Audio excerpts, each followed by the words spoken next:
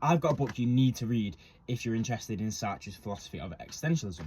It portrays an existential crisis amazingly, and its descriptions of existence and experience are one of a kind. The book is Nausea by Jean-Paul Sartre. So, it follows a man who creates a diary in order to track himself and his thoughts, and in particular what he calls his nausea. In other words, he's basically just tracking his existential crisis. To be honest, hardly anything significant really happens in the book, but seeing an existential crisis of this degree happen firsthand is really what makes it interesting and makes the book quite unique, I'd say.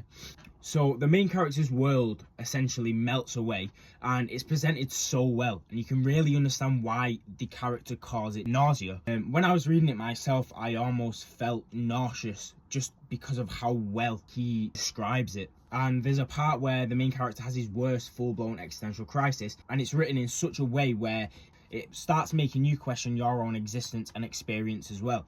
The way Sartre describes the absurdity of the world and of everything that we think is normal, from a chair to the spit in your mouth, is broken down to what it actually is, and you realise how weird and strange everything really is, and the descriptions of all these things just really help with that. So it's a good book, but I will say that the ending of the book actually underwhelmed me. However, it's still worth the read, it's still a good book, and it's interesting to see the main character's development through the crisis and how he comes out in the end, which I'm actually still in two minds about, in whether he found his purpose or whether he found a distraction. But even though the ending for me wasn't as good as I expected, the book as a whole is good, and the other parts of the book, descriptions, the language, everything about it makes it a good book. I just thought the ending was a little bit underwhelming.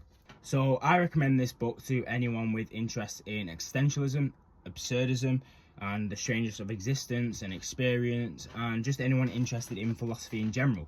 Look out for a couple more videos on this book soon, and like and follow for more content like this, and thank you for watching.